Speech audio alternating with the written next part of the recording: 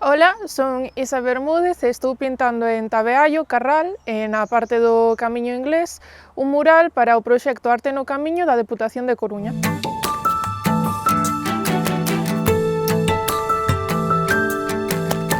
Agardo que este traballo que estou facendo contribúa a tecer lazos entre a veciñanza, as súas lendas, a súa historia e a xente que pasa por aquí facendo o camiño, para que poidan coñecer un pouco máis deste sitio. O meu mural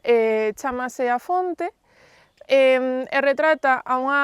pelegriña en busca da sanación, que xusto ao lado do mural había unha fonte que antiguamente que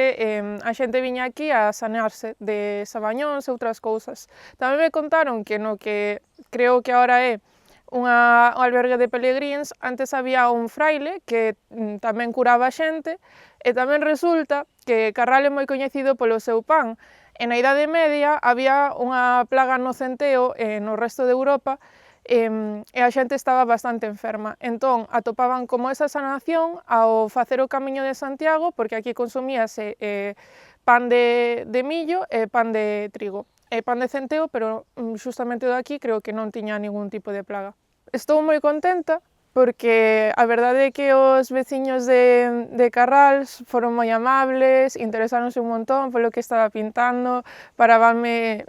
polo camiño a falar unha nauca e facer máis entretido o meu día, e os pelegríns tamén foron moi amables. Me parece moi importante que a Diputación